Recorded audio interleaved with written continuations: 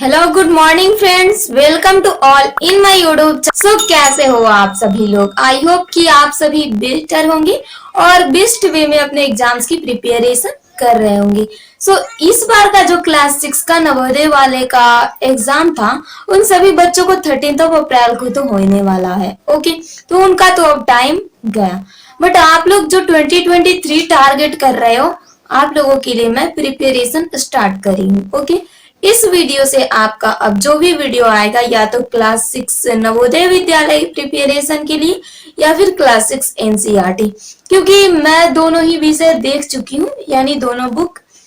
Class 6 का जो NCERT है ना, सारे क्वेश्चन जो है नवोदय में आ रहे हैं। ओके, और कुछ अलग से भी है, तो इसीलिए मैं नवोदय के लिए अलग प्रिपरेशन करा रही हूँ और क्लास 6 का भी एनसीईआरटी प्रोवाइड कर रही हूँ। तो चलिए यहाँ पर कंटिन्यू कर लेते हैं। तो सबसे पहले जो कि नवोदय वालों के भी लिए भी जरूरी है और क्लास 6 एनसीईआरटी वालों के लिए भी जरूरी है, ओके गाइस, वो यह है कि पहले हम डिजिट्स के बारे में जाने, संख्याओं के बारे में जाने, परिमेय, प्राकृतिक और इन सारी संख्याओं के बारे में। तो पहले तो देखिए डिजिट यानी हम अंक किसे कहते हैं गाइस। अंक देखिए, अंक गणित में जितने भी सारे मैथ्स कॉन्सेप्ट सब कुछ बने होते हैं डिजिट से ही, यानी अंक से ही बने होते हैं। और ये अंक है कौन? तो 0, 1, 2, 3, 4, 5, 6, 7, 8 एंड देन 9। आप कहोगे कि मैम ये तो गाना गा रही हो, तो नहीं, ये गाना नहीं है बच्चे। 0 से लेकर के और 9 तक, यानी ये टोटल कितने डिजिट हुए? आप बोलोगे 9, नहीं गाइस, ये टोटल 10 हुए, क्योंकि इसमें एक इंक्लूडेड 0 है ना, तो ये 10 डिजिट से पूरा जो है हमारा अंक बनता है। और ये यानी कि अंक है, और इन्हीं अंकों से पूरा जो है संख्या बनता है, लाख, हजार, 100, करोड़। ओके, सारी संख्या। तो खैर, हमने अंक के बारे में समझ लिया कि अंक कौन कौन सी हैं और संख्याएं उनसे हम कैसे बना सकते हैं। चलिए, तो अब अगला स्टेप हम जानते हैं प्राकृतिक संख्याएं। प्राकृतिक संख्याएं कौन सी कहलाती है? खैर, पहला जो वीडियो है मैं सबसे पहले इस चैनल पर पढ़ा रखी थी, उसमें आप लोगों को अच्छे से ये सारी संख्याओं के बारे में समझदारी यानी प्रोवाइड कर चुकी हूँ। बट क्या है गाइस कि उस समय मेरे भी बोलने का थोड़ा आइडिया नहीं था, फर्स्ट चैनल था, सो इस वजह से कंफ्यूजन पड़ रहा था। एनीवेज, तो यहाँ पर देखिए, अब ये अंक और संख्या तो हो गए। चलिए अब प्राकृतिक संख्या की ओर चलते हैं।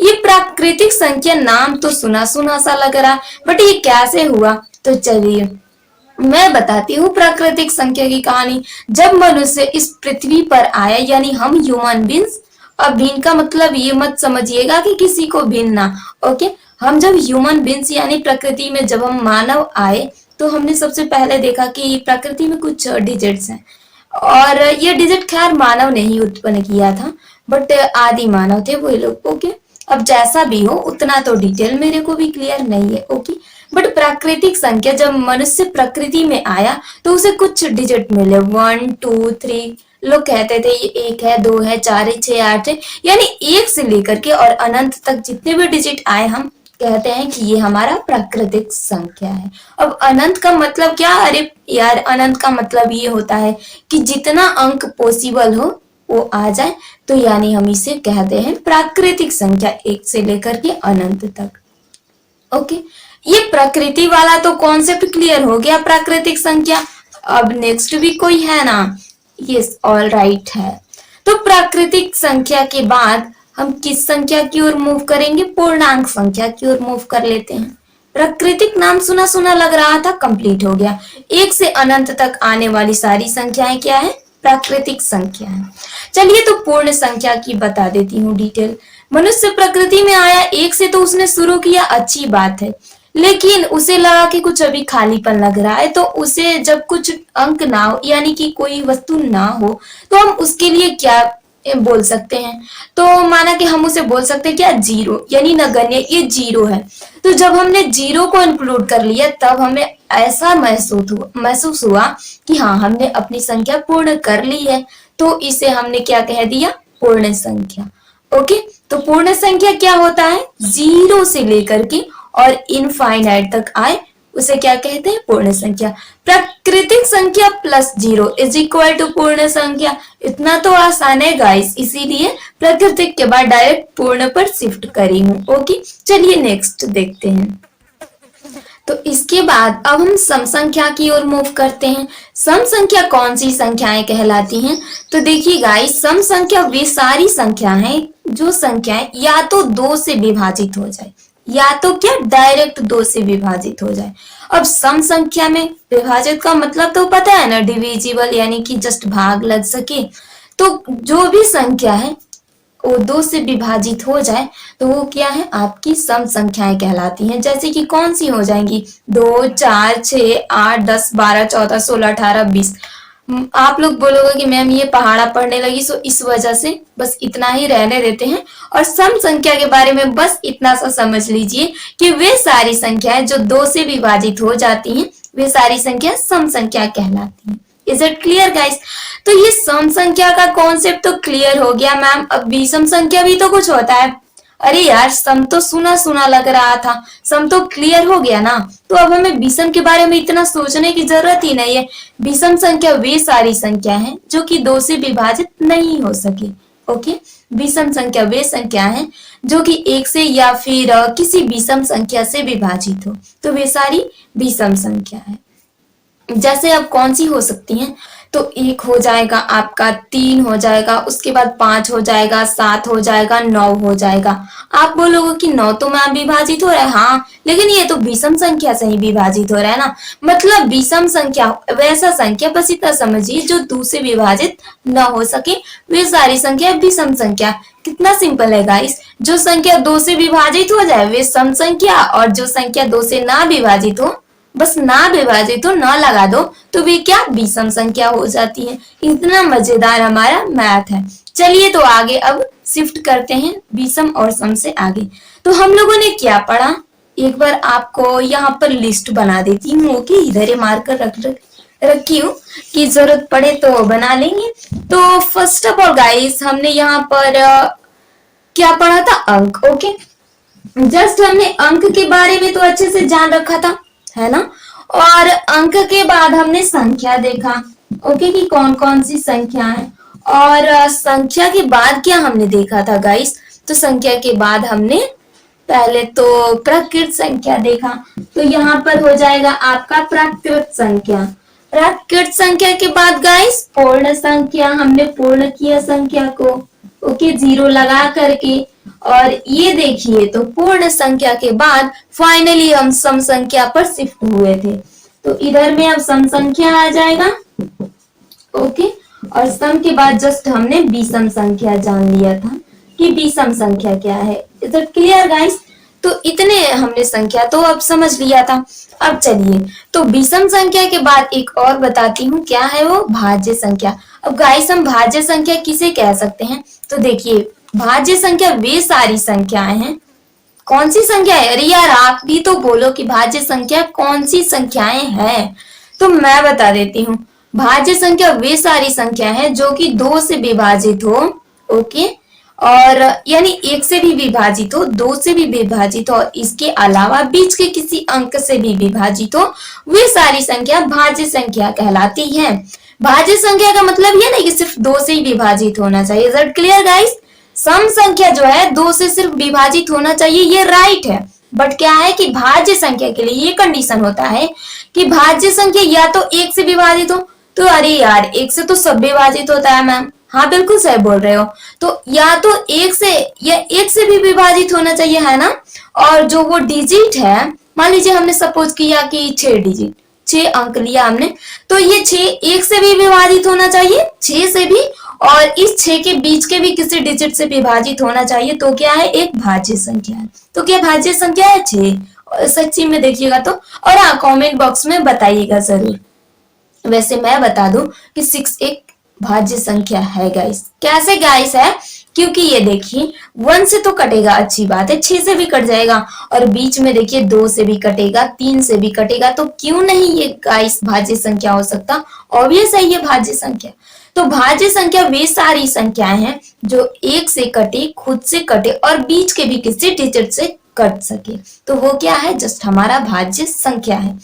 ये जो वीडियो है इस तरह का सबटाइटल दे करके और अच्छे से पहला वाला जो वीडियो है हमारा इस चैनल पर, उसमें अच्छे से एक्सप्लेन करी हूँ, वो भी आप लोग देख सकते हो। और ये तो आप लोगों को ऑब्वियस है कि मैं यहाँ भी बता ही रही हूँ डिटेल से। ओके, उस वाले में सगीर अहमद का बुक था विद्यासागर का, तो उसका भी मैंने सोचा कि कंप्लीट करा ही दूं।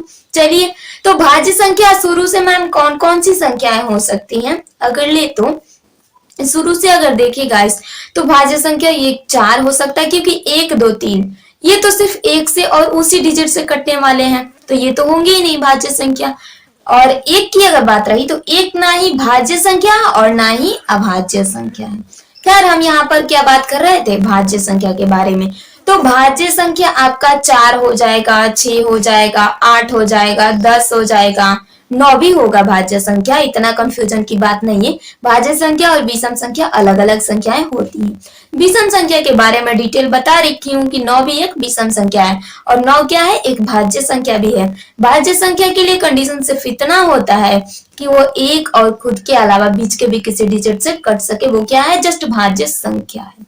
तो क्लियर हुआ गाइस, 4 हो जाएगा, 4 6 8 9 10 12 14 16, ये सारी संख्याएं भाज्य संख्या एक्सेट्रा बीच लास्ट में लगा लीजिएगा, बीच में मत लगाइएगा, है ना। तो चलिए, भाज्य संख्या तो क्लियर हो गया। अब अगला अभाज्य मानेंगे, क्योंकि जब भाज्य हमें पता हो गया तो हमारे अंदर क्यूरियोसिटी तो होगी ना अभाज्य जानने के लिए।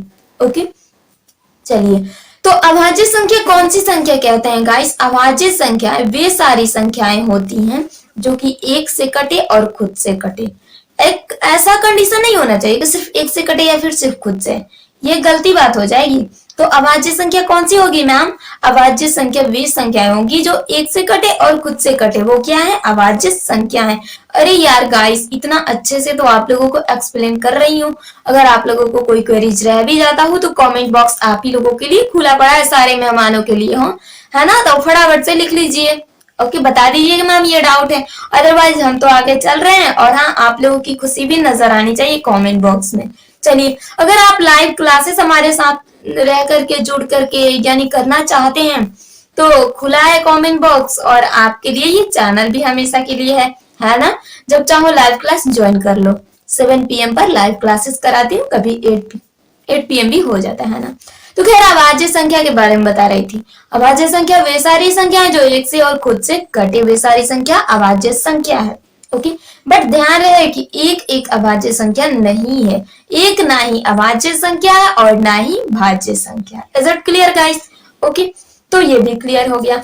अब अभाज्य संख्या तो क्लियर हो गया, आपके सिलेबस के अकॉर्डिंग देख लेती हूँ कि क्या क्या दे रहा है। खैर, पहले पूर्णांक बता दूं। तो पूर्ण संख्या और प्राकृत संख्या तो मैं बता रखी थी, पूर्णांक नहीं बताई थी, है ना।